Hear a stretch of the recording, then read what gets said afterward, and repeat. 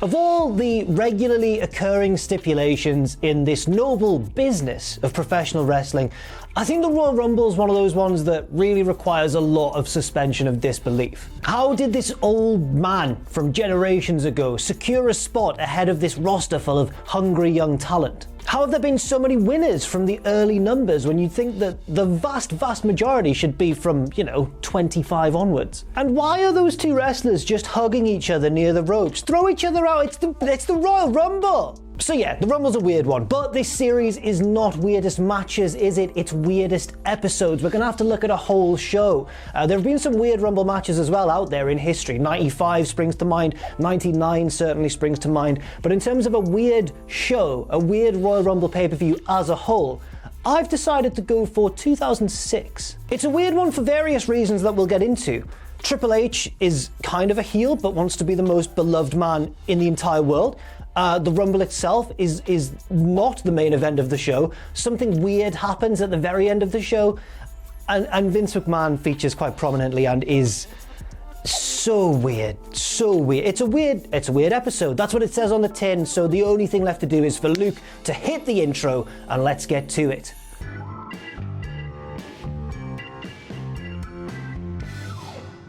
Walking on the beat, break of dawn. Welcome to where it's January 29th, 2006, and we are in Miami, Florida. Could you tell from my excellent rendition?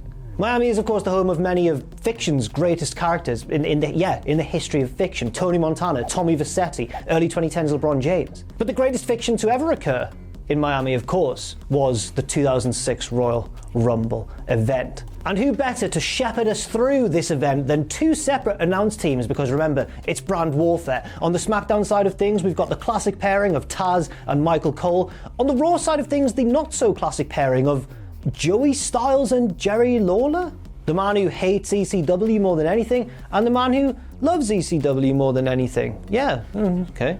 Also, look at the poster. Look at the poster now for the 2006 Royal Rumble. How very telling is that? The McMahon family looking on like emperors in the Colosseum surveying the gladiators below. That's very much the image they wanted to put out as well. And it just takes on such a twist of irony given recent developments. I guess maybe we're at the stage in history where Rome has indeed fallen and everyone's stabbing each other in the back. I've melded two parts of Roman history together there. I'm no expert, but it was wacky, wasn't it? Enough of my history babble. It's time for the first match of the show, the intriguingly titled Cruiserweight Open. The champion at this time was Kid. Yes, he was in WWE, Kash, and he's defending against any and all comers in the Cruiserweight division. It's the Cruiserweight Open. It's what it says on the tin. We also get our first look at the special entrance boys opening the doors, being very Roman. Is this the most overtly themed pay-per-view since WrestleMania 9? Possibly. So who is Kid Kash taking on? Well, Funaki comes out for this one, to a big pop, it has to be said. Jamie Noble also comes out for this one, and while we're waiting for the other people, he gets in the ring, just kicks Funaki. I'm like, calm down, Jamie Noble. Match hasn't even started yet, mate. Nunzio is also in this match, as we learned in a previous episode of Weirdest Episodes. He is packing heat down below. Paul London is in this match, just sprints to the ring in a gold mask. I love him. We all love Paul London. There's a pause before the final entrant. Ominous music plays, and here comes Gregory Helms. And on commentary, Michael Cole even says, "We've heard the rumours all week that he might be entering this match, even though everyone else is from SmackDown and he's from Raw." And I'm like, could it be any more obvious that Gregory Helms is good? Well, you know what? I'm not going to say anything. Let's just see who wins. And if Luke can find the screenshot, look at that. War Dog's in the crowd. Big bloody Wardlow from AEW has learned to spell his name properly by now, but I imagine he watched the Royal Rumble and it gave him inspiration for that feud he had, that seminal feud with the 20 lawyers or whatever. Very bad, wasn't it? The match begins and it becomes immediately apparent that Paul London is living in the Matrix. He knows jiu-jitsu, he knows kung fu, he knows all of the martial arts, enough anyway to kickflip off one opponent into a moonsault on the other one, and it's like something out of a comic book. Again, we all love Paul London. Oh yes we do. London Bridge is falling down.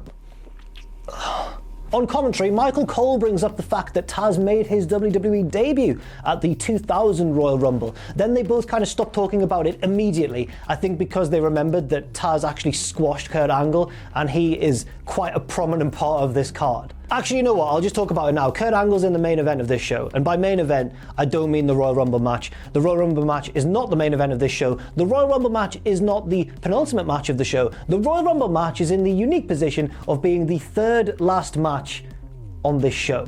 There is a reason for this unusual ordering, and it's one that we've seen before in Rumble history, the Rumble being not the main event. In this instance, I don't know if it's justified given the drastically bad effect it has on the rest of the show, just in terms of pacing, but we'll get to that in good time. Back to the match. Paul London is still everybody's hero and my special little boy. He's doing a shooting star press from the top rope to the outside of the ring onto everybody. Doesn't really get caught that well. And Luke, if you can pause it, there's a bit on the floor where London has landed, not been caught too well off this big shooting star press to the outside, and he pulls like a bit of an annoyed face. And honestly, right, I think that Paul London's annoyed face looks... Does Paul London look like CM Punk? It's quite telling that somebody's annoyed face looks like CM Punk, but, you know.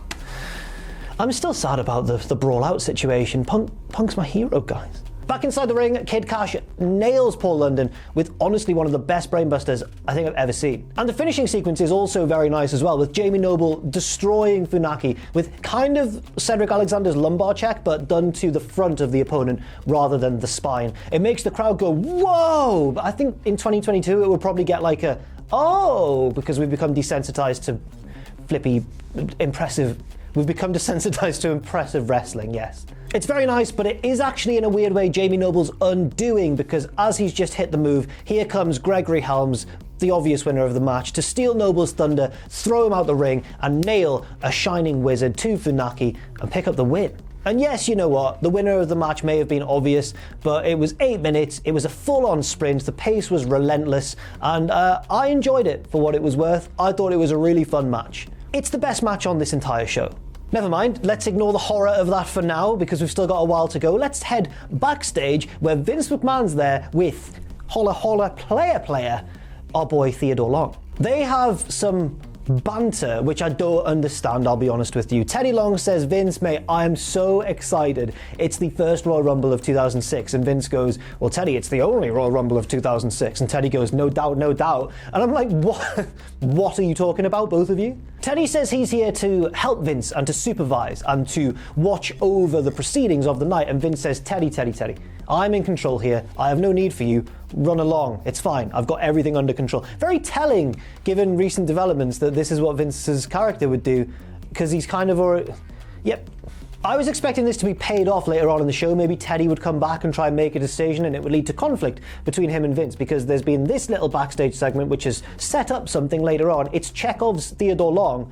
And instead, Teddy never comes back and we never get a payoff, at least not immediately. If you can think of what happened after this Royal Rumble event, then let me know in the comments below. Maybe I'm missing something here. Either way, Teddy leaves, Vince turns around, and we get the worst part of this show, segments involving the stable known as Vince's Devils, Tori Wilson, Victoria, Candice Michelle, and Tori Wilson's dog.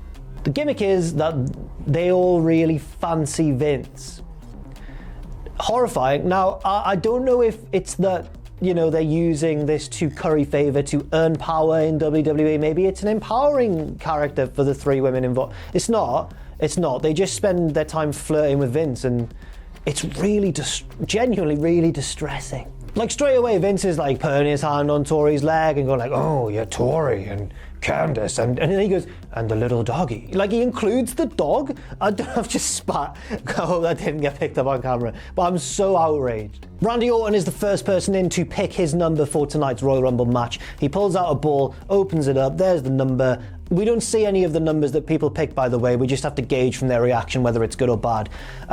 Nobody lies. Everybody is genuine about what their number represents. Orton, for example, we learn later on he gets the final. He gets number 30, and his reaction here is literally like, "Oh, baby," like it's really bad. Now Triple H interrupts and he's like, "Watch out there, Randy, mate. It's my turn to draw the ball." But unfortunately, like Triple H is definitely a heel at this point, but also, like a teenager running his character in an E-Fed, he wants to be a heel, but he wants to be a cool heel that everybody likes. And that's genuinely what Triple H was doing around this time. So Triple H comes in, he is a heel, but he's also like comedy Triple H, so he's like charming everybody, he's chatting to Vince and Orton, flirting with the ladies, getting the ball out, and then when he sees his number, which, spoiler alert, is a bad number, he pulls the most egregious comedy like uh-oh like face I've ever. Triple H could play a wonderful Scooby-Doo, for example. Next up, it's time for the traditional women's match of the night. I've done a few of these shows now from kind of the mid-2000s. The women's division was in a sorry state at this time. It's not the fault of the women, it's the fault of WWE.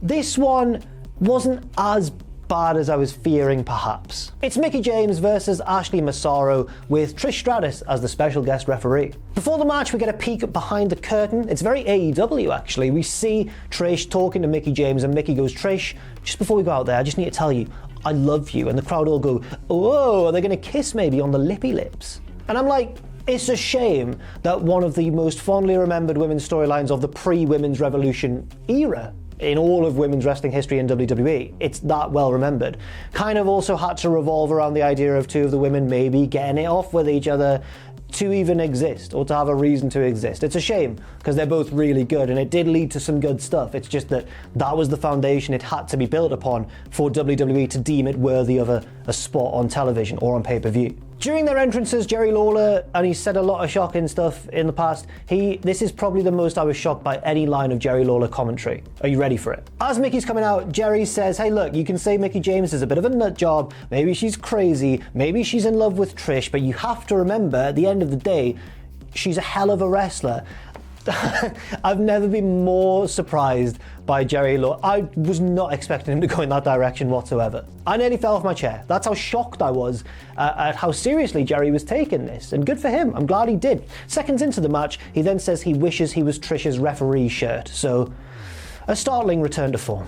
There's not really a lot to report from this match. Mickie's healing it up, Ashley's trying to fight back bravely, Trish is trying to call it down the middle, and that's kind of the pattern we get into here. And honestly, Trish does call it down the middle, despite the whole like, ooh, is she intertwined with Mickie James?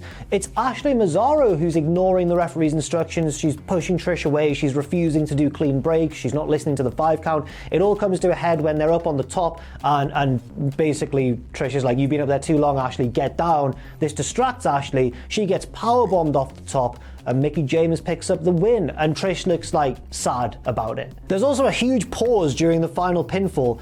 I'm not certain whether the pause is because it's meant to demonstrate that Trish doesn't want to give Mickie James the win, or whether the pause is because it's a messy end to the match, unfortunately. Ashley's shoulders keep popping up and down off the canvas, and I'm like, oh no, really kind of ruins the ending of the match. Was this a good match? Honestly, no, not really, unfortunately, I have to say, but it was the mid-2000s, it was the WWE Women's Division. I'm just relieved there wasn't any sort of humiliating stipulation. That's the bar we're at here. Don't worry, back to Vince's office with the women. Oh man, he's basically got Tori Wilson halfway into a figure 4 leg lock because she's showing him her tattoo, and he's like, "Oh, like your tattoo?" It gets worse. Candice then has a tattoo to show Vince as well. She turns away from the camera and pulls down the straps and is like, "Look at my tattoo."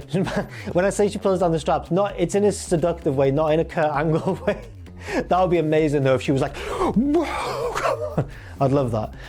I didn't shout there because there's people working out in the main part of the office and I got embarrassed. I'm like a child recording a TikTok in my bedroom and I don't want to wake my parents. That's the level of humiliation I experience on a semi-regular basis doing this job. Vince also literally reacts to Candice like a South Park character trying to be serious. He's like, "Oh my god, it's so sexy." Like, it's awful. The payoff, of course, is that Victoria also has a tattoo to show Vince. She turns around, it's on her lower back, and it's the most obvious. It says WWE Diva, first of all, and I think it's the most obvious temporary tattoo I've ever seen. I hope for Victoria's sake it is temporary, and I'm pretty sure it is, but it looks so silly, so stupid, and Vince's reaction this time is, you know in Shrek, when Donkey goes, "That is a nice boulder," that's what Vince kind of goes, that's a nice tattoo. So Vince is Eddie Murphy, that's what we've learned here. Big Show arrives anyway to mercifully interrupt this segment. He gets a ball out of the thing, he can't fit his hand in the tombola, the women have to do it for him. Anyway, he sees his ball number and he's like, okay, seems hopeful. Which is weird because I checked on Wikipedia and he's number 6 in this Rumble, so maybe he's just hopeful. And you know what, I know why he doesn't mind being number 6. Because nobody can possibly eliminate the Big Show. He's 7 foot tall and 500 pounds. They tell us every year. Ray turns up as well, and it's time to draw his number. And of course, it's the first mention on the show of the whole Ray's doing this for Eddie Guerrero kind of thing. He's going to win the Rumble for Eddie. It's obviously a trope that has become overused in WWE since Eddie's sad passing. But on the other hand, personally, I think Eddie Guerrero is one of the greatest of all time, so I get very much why they want to bring him up so much. So I do partly understand. Ray draws a bad number, and of course, he looks upwards and he goes, Eddie, you've really got me this time, which I think's a nice little storyline touch. It's kind of saying like, oh, it's as if Eddie's pranked him, and that's such an Eddie Guerrero thing to do, which I think that's in good taste. Right, enough good taste. It's time for the Boogeyman versus JBL. I want to see some worms, and I want to see growths being eaten off Jillian Hall's face. Mercifully, this match happens after that stage of the feud. That wasn't the blow-off. The growth being eaten was actually to set up this match. This is pure horror movie stuff, except we're cheering for the villain, which I guess we kind of do in horror movies sometimes anyway. JBL throws Jillian Hall at Boogeyman. He's too scared to face him. Boogeyman kind of crawls on top of her and drools worms onto her. I hope she got paid well. I wouldn't want to do it. It's a very short match. JBL obviously takes advantage of this Jillian Hall inadvertent or unwilling distraction. He beats up Boogeyman for a few seconds, misses the big clothesline from hell. Boogeyman hits his pump handle slam finisher. Very impressive on a man the size of JBL as well. Pins him, 1, 2, 3. Boogeyman wins an absolute squash. As the referee counts 3 and he's making the pinfall, Boogeyman reaches into his pocket and pulls out a handful of worms, and as he brandishes the worms, some of them go flying away from like the cluster of them, and you see the ringside photographers in the background going like, oh! Luke, just a quick aside, I think that reaction I did there was weird, and I'm worried you're going to use that, like you're going to do that thing where I say something a little bit further in this video and then you reuse me going, oh! And like, it makes everyone laugh watching, but actually knocks my self-esteem that little bit more. So I'm worried you're going to do that. Please refrain from doing so. Oh! My question after this match is, how is the Boogeyman not one of the greatest WWE champions of all time? I mean, he's just beaten JBL, who's not far removed from his long WWE championship reign, and he's beaten him with ease. It's a squash match, it's like a minute and a half long. He pins him with one hand while throwing worms around. Boogeyman could be I've kicked my water bottle over, I'm so passionate about this. As I was saying, Boogeyman could be one of the greatest WWE superstars of all time. Forget John Cena with his 16-time world. If Boogeyman had been a 16-time world champion, I think the wrestling world would be a very different place, a better place. Backstage we go again, more Vince McMahon. He is now being hit on by Shelton, Benjamin's mother, and Vince is disgusted at being flirted with by a more age-appropriate woman. He's like, oh God. The point of this segment is to build up Vince's feud with Shawn Michaels, which is ongoing. So Shelton draws a number and says, don't worry Vince, I'm going to eliminate Shawn for you in the Rumble tonight. Vince and Shawn are feuding at the time. It's going to eventually lead to actually a pretty entertaining singles match at WrestleMania between Vince and Shawn. After Shelton's gone, now Eminem come in. Not... Imagine. Just, you know what I mean, and just imagine. We just come in. Just meant to rumble, gonna do a rumble, fumble, rumble, dumble. I've seen better Eminem impressions from about 20 different people online than I just did there. Eminem, of course, is the tag team of Mercury and Nitro with Melina. They all come in. Vince obviously flirts with Melina because for some reason at this show, we just got to pretend Vince is like the most attractive man in the entire world. Melina's like kind of flirting with Vince, but also Vince is kind of acting like he's her dad and he's trying to have awkward small talk with Mercury and Nitro as if like they're her boyfriend and he's meeting her boyfriend for the first time. Because they're all there in their fur and everything with all the hair and they're all like being like, oh yeah, we're awesome. And Vince is like, careful you don't get a fur ball with all the fur on your jacket. And they're like, yeah. It's like, it's really awkward small talk. Anyway, they leave as well after also promising to eliminate Shawn Michaels from the Royal Rumble. Vince sits on the sofa with all the Vince's devils, and I almost didn't mention, the segment ends in the most disturbing way because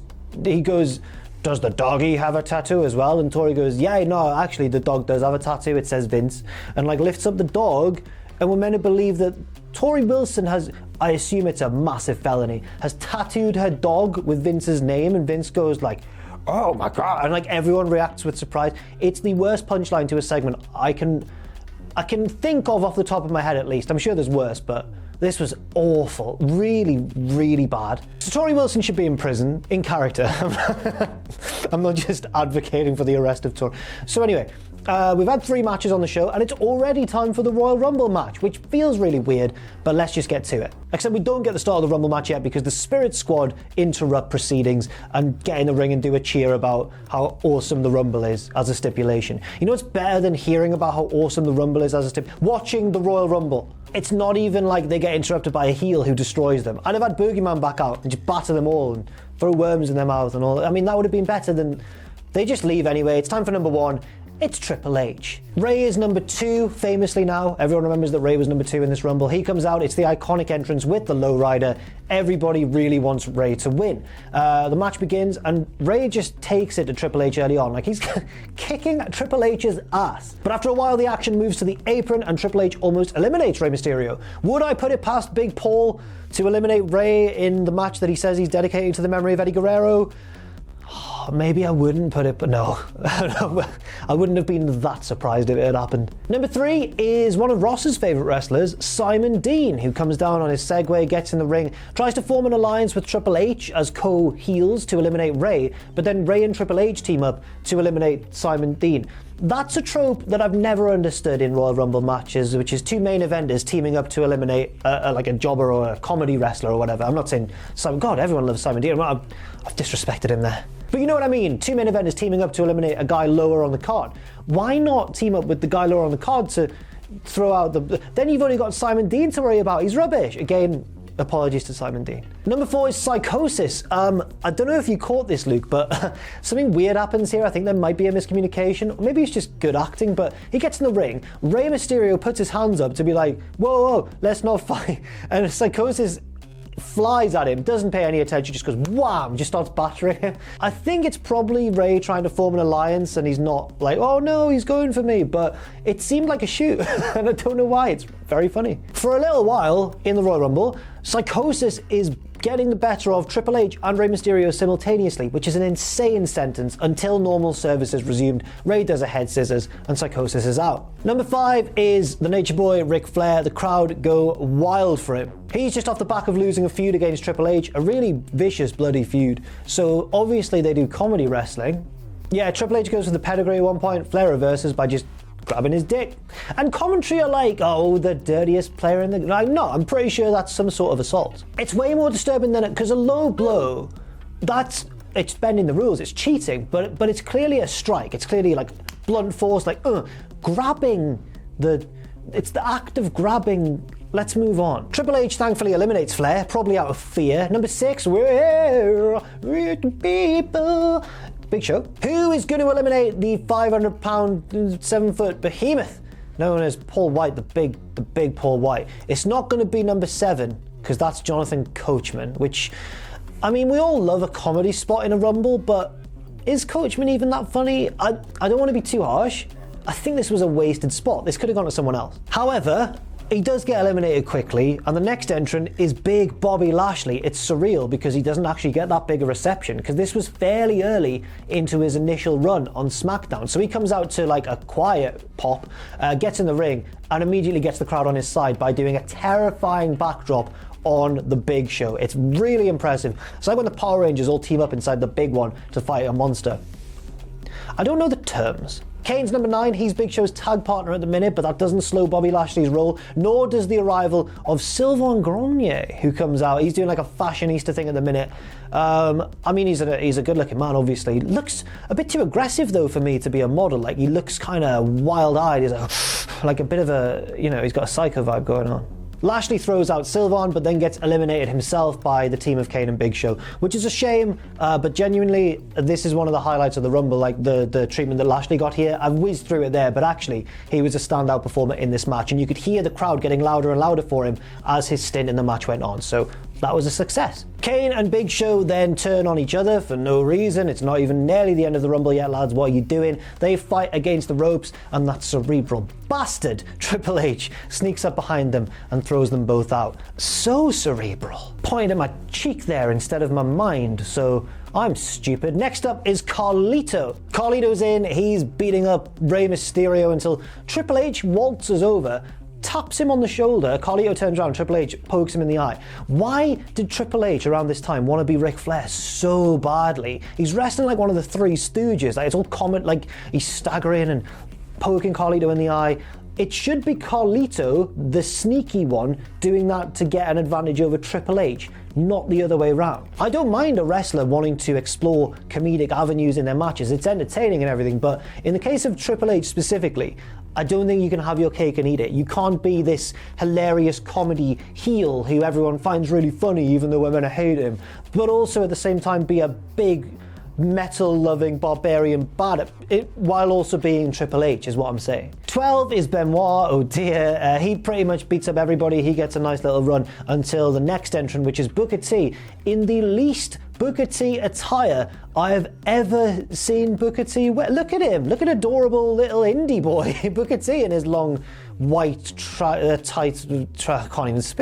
I can't even speak. I actually heard that Booker was going to be in PWG after this show, competing in the Battle of LA on the indie scene. My point is, it doesn't look like Booker T. Anyway, it doesn't work for him because he gets eliminated straight away by Chris Benoit, who's feuding with him at the time over the US title, I believe, so that makes sense. Number 14 is Joey Mercury of M&M. Number 15, brace yourselves, because number 15 is one of only 2 surprise entrants in this entire Royal Rumble match. It's everybody's 800th favorite wrestler, Tatanka.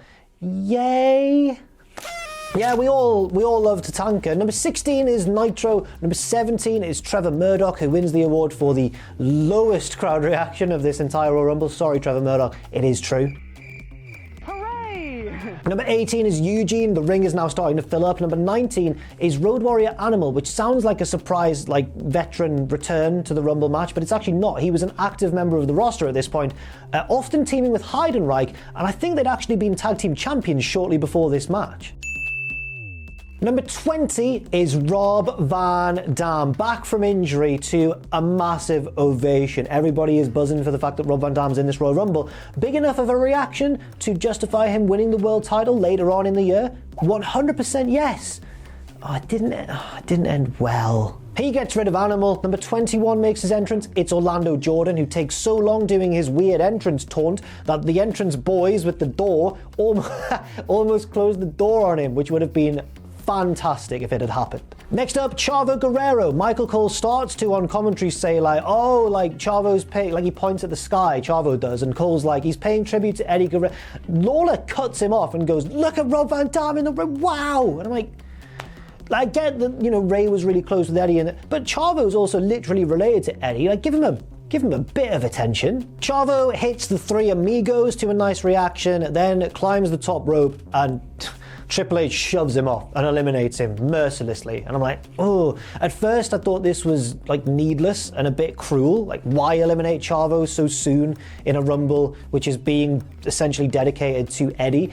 But then I thought about it, I watched it back, and I noticed that Chavo never officially gets eliminated. Like, if you go and watch it, Chavo steps through the middle rope to the apron, then climbs to the top, and then gets shoved off before he's back in the ring. I wonder if this was deliberate and a nice kind of in-joke, maybe? I don't know if I'm being too optimistic, but I like to think this was maybe an in-joke with WWE saying basically, Chavo also officially was never eliminated. You could say he also won this Royal Rumble. And if that's true, then I'm in favour of it. Number 23, I can flame a tornado, I can ride. Matt Hardy. Meanwhile, Mercury and Nitro team up to eliminate Tatanka, one of only 2 returning legends in this match, remember, unless you count RVD, who's a stoner legend. He's in the WWE Weed Hall of Fame. 420. Number 24 is Super Crazy. Number 25, Shawn. He thinks he's cute, he knows he's sexy. Shawn Michaels. Straight away, Murdoch charges at Shawn, who low bridges him. He flies out the ring, and I swear down, as Murdoch is eliminated, because the crowd are hot for Shawn making his entrance, I swear, that someone in the crowd reacts like Gary Neville when Fernando Torres scored against Chelsea in 2012. He goes like, "Ah!" Like there's someone in the crowd who does that noise. Unbelievable! Number 26 is Chris Masters, which I've accidentally written in my notes as Christ Masters.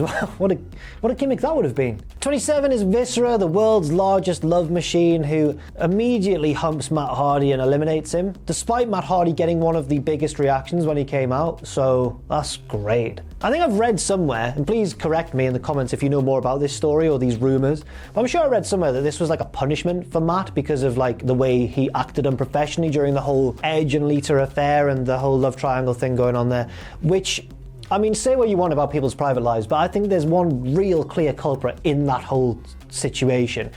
And that's WWE for not making a lot of money with this feud when it became apparent that Matt and Edge were willing to work with each other, and they totally blew that feud. It was incredibly underwhelming. Shelton Benjamin's next. Remember, he wants to eliminate HBK, so do Nitro and Mercury. There's a target on Shawn Michaels' back, and I think he's going to struggle to survive in this match because he is not he is not being played by Shawn. The role of Shawn Michaels in this match for one night only is being played by Triple H. He's the one possessed by the spirit of Shawn because he spent most of this match skinning the cat and nearly Triple H doesn't literally skin the cat, but he's doing a lot of like nearly getting eliminated and landing on the apron and clinging on for dear life. It happens so often that I've not mentioned it at all in this recap because it would have taken up too much time, but if you watch this Rumble back, it is shocking the amount of times the camera cuts to someone trying to eliminate Triple H, and I'm like, I don't care that much. Like, he's a heel. I know Shawn did it in 95 and he was a heel then, but well, that was a bad Rumble as well, I suppose. Worse than this one, comfortably. I think the main reason I don't like it is because it doesn't make it more impressive when he's eventually eliminated. It makes it impressive that he's survived for so long from number one, and it really wants to hammer that point home. And I don't think Triple H should really be the focal point of this match. But then, a couple of months later, look who ends up headlining WrestleMania. It's not the winner of this Rumble. It's Triple H. Right, Benoit eliminates Eugene, Mysterio and RVD team up to eliminate Super Crazy.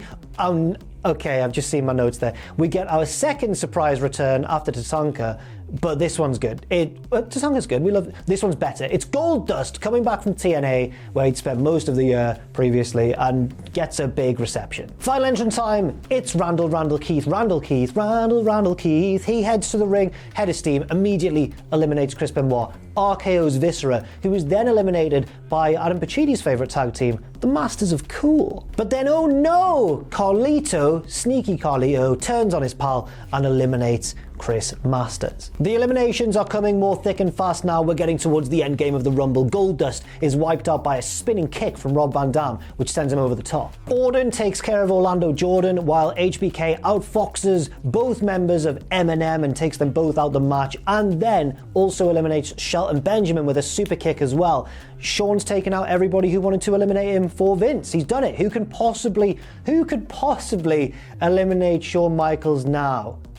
Cha-ching. You might be surprised to hear this, right? But the Royal Rumble match, as a stipulation, doesn't have that many rules beyond, intervals, staggered entry, 30 participants, throw over the top rope, and the winner goes to Mania. That's it, really. I'm surprised more people, we've seen it before, but I'm surprised more people don't bring in, like, loads of weapons for themselves, or a load of allies to stand around the ring and help them. We've seen examples, sort of, but not as much as you'd imagine, given that there aren't that many rules. So it should come as no surprise to Shawn Michaels when he is eliminated by somebody not in the Royal Rumble match. The greatest wrestler in the world, Shane McMahon. Shane's helping out his dad, which is ironic in 2023. I think I mentioned something being ironic in 2023 earlier in this very video, and now I'm worried that I said 2022. If I did that, oh man, don't cut it out, Luke. This will all make sense. This is like Pulp Fiction. It all comes full circle, does it? Or is it just shoddy presenting on my part? Michaels is furious. He's been eliminated. He looks at Vince. He stares at Vince, and he goes after Shane. Now, I know Shane was the one who physically eliminated Shawn, but Shawn should be going after Vince, and he doesn't touch him at all. He's being a good boy. He even walks past Vince on his way to the back. And I don't know why. Actually, no, I do know why, because they had a match at Mania later on, and I guess you want to save that physical contact for the match itself. So, yeah, well, okay, I'm wrong in this instant. WWE were right there. Back in the ring, RVD eliminates Carlito, and we have our final four. RVD, Triple H, Randy Orton, and Rey Mysterio. RVD and Mysterio team up to take down Orton and Triple H, and presumably while this is going on, every internet fan out there in 2006 was like, I wrote it exact, this is amazing! It ends badly though, as Rey gets thrown into RVD on the corner and RVD falls to the outside, and there's no way Rey can win. There's two heels and one Rey, and he's small. There's no way. And so we get probably the most famous phase of this Royal Rumble, the final three. Rey Mysterio defying the odds to take it to Triple H and Randy Orton, using his little leggies to hit a 619 on both men, which is a huge crowd-popping moment. He also levers Triple H out with like a head scissors kind of counter thing, and then it's just him and Orton, but Triple H pulls Rey out the ring, despite being eliminated already, and throws him into the ring steps, and I'm like, Triple H, you horrible man. Orton really slows the pace down now. So he does a really good job here, to be fair. So cocky, so confident that he's going to win. He's mouthing to the crowd, there's no chance. He scoops up Rey, goes to throw him out, and we've all seen it. It's the best elimination in this Rumble, of course. It's an iconic elimination. Rey Mysterio reversing Orton's attempt, head scissoring him out of the Royal Rumble, and we even get a great camera shot from, I like the one behind Orton on the ramp while Orton's on his knees, and we see Rey still in the ring and Orton just can't believe it. People often say, like, was this the right call or not? Maybe not in terms of like messing up your booking plans heading into Mania, but I think it was the right decision because looking back, it's given us a great memory and an emotional moment. And in wrestling, they are rarer than you'd think and always stick around in the memory for a long time. So despite maybe not being the right call from a short-term point of view, I think over time it has been proven right. Now all that's left is two more matches because the structure of this card is rubbish. And yes, remember, there's a reason why at the end of the show they had to have something last, but it's not very good. Before that though, we have our WWE title match. Edge defending against John Cena. The story here is a nice and easy one. Edge cashed in the first ever Money in the Bank briefcase on an exhausted John Cena after he'd survived an Elimination Chamber match, and that led to this rematch at the Royal Rumble. Heel versus face. Here we go. And this was a big deal for Edge. This was Edge's first WWE title reign. He was a popular champion as well. Like, I think I've been told ratings went up when he became champion briefly. So remember that. Edge was a good champion. He was good on screen, he was a great heel, good at wrestling, and good for business, it seemed as well. Remember all of those factors when we look at this match and who wins the match. Oh, bloody hell, John Cena is making his entrance up on the like a custom walkway where he stomps down it like a big, like Barney the dinosaur, Barney the retro thugonomic dinosaur. And as he stomps on it, cannons fire confetti out over the crowd. And I'm like, no, he's gonna win. Edge makes his entrance with far less fanfare. Lita's there with him, of course, the great pairing that they were, but it still doesn't look good for him. He's got Lita in his corner, but he also is definitely going to lose. He kisses the belt goodbye blatantly at the start of the match. And I know there are times when we've seen someone kiss the belt and not lose it, but this seemed like a moment. Like he stood in the middle of the ring and like kissed the belt goodbye. And I imagine at this time as well, Edge probably was thinking like, was that it? Was that my only world title reign? The match starts off well enough. It's a decent match in terms of action, but also it's not because of its placing on the card. We've just had this emotional high point of not only like the Royal Rumble match, which everyone loves, but this emotional ending with Rey Mysterio winning, dedicating it to Eddie Guerrero and doing what nobody, you know, the underdog triumph and all that. And then we've got like a heel slowly grinding down his opponent at the start of the title match that follows. It doesn't make any sense.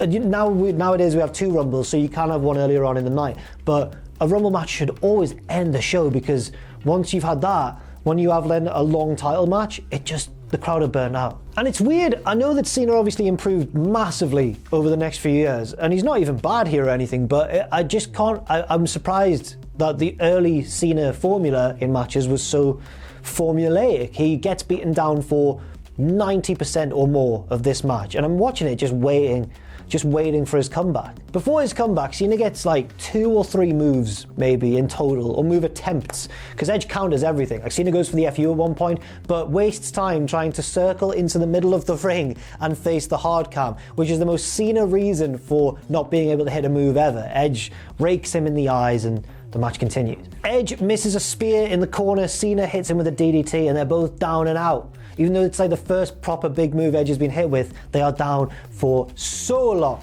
Like, you know the skip forward 10 seconds button on the network? I was hammering that like 4 or 5 times, and every time it looked like the camera angle would change, but they're both just still flat out, and I'm like, oh my god, it's slow. They get back up and Cena starts to run through his finishing sequence of moves. This is his comeback, but then Lita distracts the referee during the 5-knuckle shuffle, and it's a good job she did, because Edge doesn't kick out, and if the referee had been watching and had made the 3 count in time, Edge would have lost the title after taking a DDT and a 5-knuckle shuffle. It's not long after that we get the end of the match. Edge charges at Cena, Cena moves, Edge hits Lita, she falls off the apron, Edge turns around, F-U, S-T-F-U, and Edge taps, and loses the belt in like weirdly straightforward fashion. Like, I would have probably at the time been surprised to learn that Edge went on to enjoy such a successful career at the top, because this really looked like the end of his push. And it's clear that the company's focus is just entirely on Cena. Like, at the end of the match while Cena's celebrating, on commentary, right, Styles and Lawler say in unison, and you can almost hear Vince shouting in their headsets to do so. They both go, say it with me. Well, Styles goes, say it with me, Jerry. And they both go, the champ is here. And Cena's like, yeah, and weird, man. Gets weirder because Edge goes back through the curtain and we get an immediate interview with the loser of the match from Todd Grisham, who goes, oh, is it Gresham? No, it's Todd Grisham. I'm thinking of Jonathan Gresham. Jonathan Gresham interviews the champ, right, or the former champ, and goes, Edge, you just lost the belt, mate. You're rubbish. That's basically his question. Edge obviously kicks off and storms off, and he's like, get away from me, Todd. And then Lita gets interviewed by Todd instead, and she goes, Todd, this is really inappropriate. And then, you know, when they get interrupted off camera, she stops and looks off camera and goes, what are you doing here? And the camera swings round, and it's Hacksaw Jim Duggan. Jim says, I'm here on behalf of the new champion John Cena, and I've got one word for you, ho. And that's how Edge's title reign ends, with a sexist joke made by a returning legend that has no relevance really to the story, and John Cena celebrating. And yeah, I'm sad for Edge. In fairness, right, Cena after this would obviously go on to defend the belt against Triple H at WrestleMania in the main event, but Edge would go on to have that kind of career-saving, maybe, match against Mick Foley, which was an awesome match at that Mania as well, and one of those classic Mick Foley making a man out of your opponent matches. He'd done it for Triple H before as well, at the 2000 Royal Rumble. Luckily, and maybe against the odds, Edge did get that belt back later on in 2006, but it came under weird and sad circumstances for fans of RVD. RVD obviously beat Cena at One Night Stand, an amazing result with the help of Edge actually, but then, you know, RVD's reign was cut really short because of his infamous suspension. That meant that they then put the belt back on Edge, and he would lose that belt to John Cena in a ladder match, which they built up as like no one can beat Edge in a ladder match, in Canada as well, in Toronto. And finally, maybe this shouldn't have been weirdest episodes, maybe it should have been like most frustrating episodes or something, but finally we get the main event for the World Heavyweight Championship. It's Kurt Angle versus Mark Henry. Wikipedia tells me this is the first time that 2 Olympians faced off in the main event of a WWE pay-per-view, so that's pretty cool. Daivari's there as well, by the way. He's managing Mark Henry. The story of this one is also a simple one. Angle won a battle royal on SmackDown to win the World Heavyweight Championship after the belt was vacated due to injury. So Angle won the belt and is now being challenged by Mark Henry at the Rumble. But can he keep Henry in the ankle lock? Because in the build-up, Mark's been kicking him away at every given opportunity. Unfortunately, the agents have had a nightmare at the Royal Rumble 2006 show, because this match starts off so similar to the previous one, with the heel grinding down the baby for like Angle's getting really battered in slow fashion, methodical, and it's not Mark Henry's fault, obviously, but the crowd are not happy. Like, at one point, you just hear near silence and just one guy just boo! Angle reverses a world's strongest slam attempt, kind of slithering down Mark Henry's tree trunk legs and rolling him into an ankle lock, but obviously he gets kicked away, but he does hit a very impressive Olympic slam, or Angle slam, afterwards. Another ankle lock is applied, but Mark kicks him away again, this time into Charles Robinson, who takes a bump, and now, all bets are off. But it's not Mark Henry who cheats. Kurt Angle decides, despite having very recently turned face, to use every heel trick in the book. He's like the opposite of Triple H. Triple H is a heel who wants to be a face. Angle's a face who really wants to be the bad guy. He goes out of the ring, gets a steel chair, Daivari tries to stop him, bang, chair shot to the head. Glad we don't really see much of those anymore. In the ring, 2 more chair shots to the head of Mark Henry, who kicks out, so Angle's like, well, guess I'm gonna have to cheat more. He exposes one of the turnbuckles, drop toe holds Henry into it, rolls him up, blatantly grabs the ropes, and wins. That blue-eyed babyface boy. And I think this show must have been going a bit long because barely has Mark Henry got out of the ring, barely has Angle had time to begin celebrating, and we hear, uh-oh, it's a gong. And this is the reason why the Royal Rumble did not go on last. Here comes The Undertaker for the first time in not that long, maybe like a month or so, and he comes out and there's like a chariot with real horses and they wheel him out and Undertaker's there with the druids and everything and he goes, oh, and the camera keeps cutting back to Angle who does this like terrified, he's like, oh, and he's like clinging onto the belt and it cuts back to Taker looking spooky and back to Angle going, oh no. And Taker goes, ah, lightning! And look how real the lightning is, Luke. And he goes, lightning! And lightning shoots out of his hands like M. Bison in Street Fighter the movie. What a film that is. And, and then we see that one of the druids is Dean Ambrose. I'm like, whoa! It's a surreal ending to the show. More lightning, though, on all 4 corners of the ring. So real. The ring collapses and that's why we couldn't have the Rumble last. This had to go on last and Angle's like, the ring is falling, and the show ends and I'm like, genius. It was funny, to be fair. This led to Taker versus Angle at No Way Out, which Angle won, I believe with a roll-up again. So for all that supernatural, he's a lightning god. He can't wrestle as well as the Olympic hero, can he? Angle would of course take the belt into WrestleMania in a triple threat match with Orton and Ray, the Royal Rumble winner. Ray would win and go on to have a title reign that is largely considered to be underwhelming, not due to the fault of Ray, but due to the fact that WWE couldn't face booking their champion to actually win some matches against bigger people. So that was a shame. Generally, I think this Rumble kind of gets away with it a little bit because it's fondly remembered for being the site of Ray's triumph and the dedication to Eddie Guerrero, which is all obviously very positive and very good. The rest of the show, weird, man, as we've seen. Especially the Vince stuff, but kicked over my water bottle again. That must mean it's nearly time to go. Thank you for watching this video. I've been Jack from Cultaholic. Do let me know in the comments section down below what you'd like to see me do next. The next one I do of these could well be a WrestleMania one. So maybe give me WrestleMania based suggestions, whether it be a WrestleMania show itself or maybe like a WrestleMania rewind version of Raw or anything like that. Leave some suggestions down below and I'll have a look and see what's what. Thank you for watching once again. Thank you to Luke on the edit as always, and I'll see you very soon. Oh!